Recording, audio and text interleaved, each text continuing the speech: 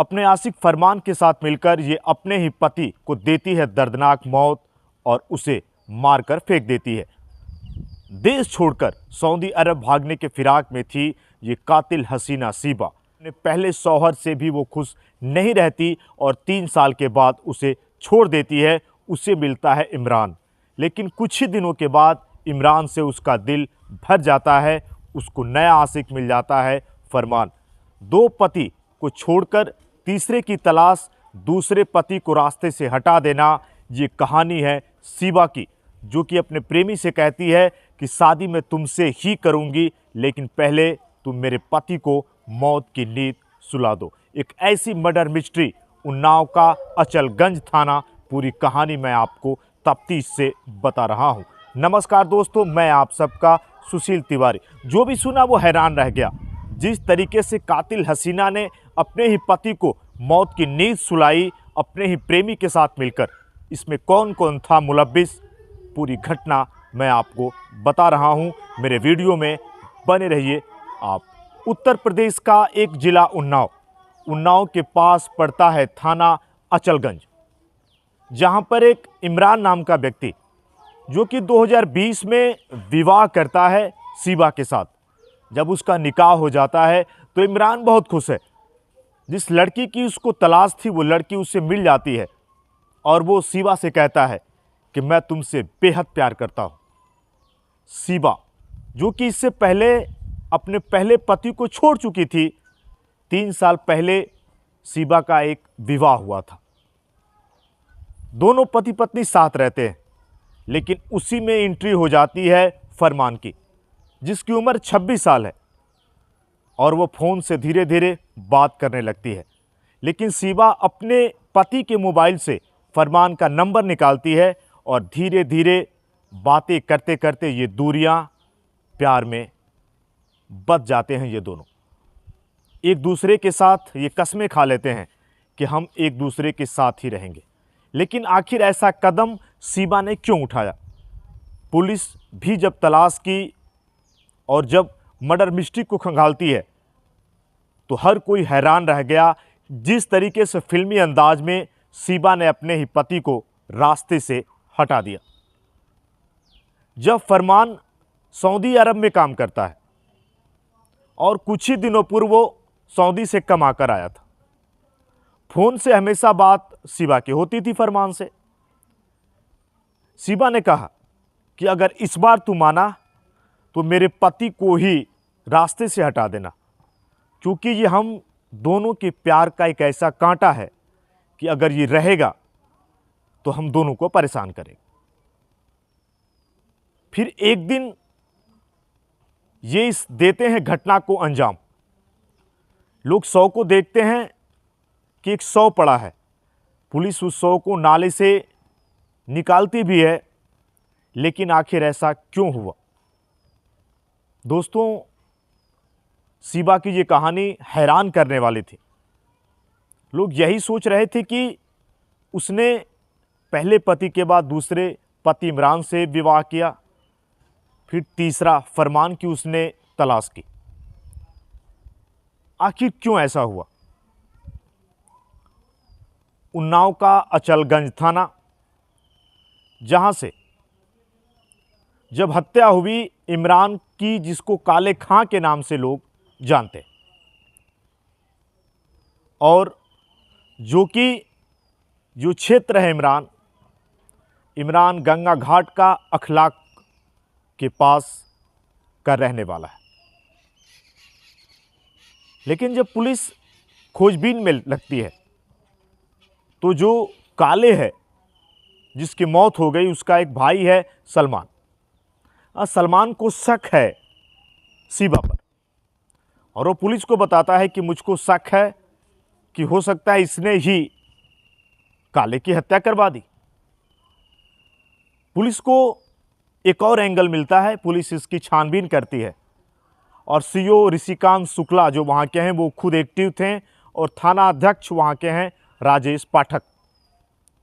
Police पूरी सजगता से, तत्परता से सीसीटीवी फुटेज को खंगालती है, सर्विलांस का सहारा लिया जाता है और कॉल डिटेल भी पुलिस को मिलते हैं।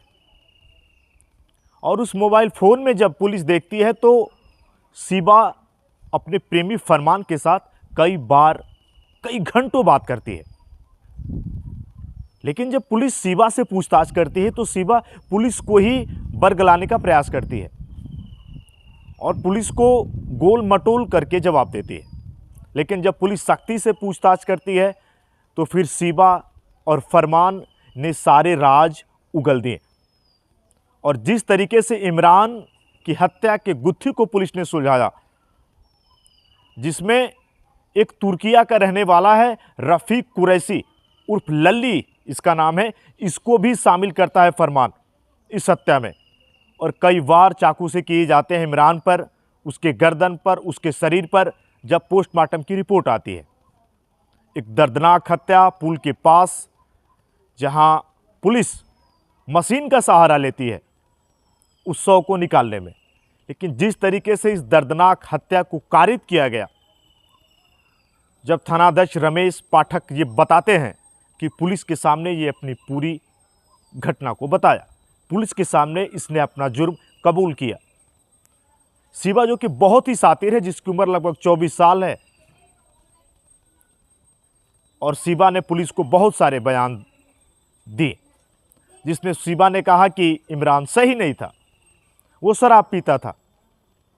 लेकिन फरमान जो कि विदेश में नौकरी करता था, शिबा के शौक पूरे करता था और अपने मासूका के डिमांड पर जो वो कहती थी वो तुरंत हामी भर देता था और उसको चुटकी बजाते ही वो पूरा कर देता था। अब जब उसका प्रेमी हर शौक पूरा कर रहा है और शिबा जो कि फरमान के साथ संबंध में थी और उसके बच्चे की माँ वो बनने वाली थी। एक बार फरमान कहता भी है कि तुम इस बच्चे को हटा दो, लेकिन वो कहती है नहीं, हम इसे रखेंगे और तुम मेरे पति को ही रास्ते से हटा दो। फिर वो प्लान तैयार करते हैं जिसमें रफ़ीक को भी ये इन्वॉल्व करते हैं। पुलिस रफ़ीक की तलाश में है, रफ़ीक कुरैशी लल्ली जिसे कहा जा रहा है। लेकिन पुलिस के पकड़ में लल्ली आया नहीं है। लेकिन इन दोनों हत्यारों को पुलिस ने पकड़ के जो चीज़ें उगलवाई हैं, ये एक बड़ा सवाल है। जो ये शिबा अपने पति को इसने रास्ते से हटाया और जिस तरीके से इसने घटना को कारित किया था, हम फंसेंगे ही नहीं। और जब प्रेमी फरमान आता है सऊदी से लौट के तो उसके घर भी जाता है, मिलता जुलता है।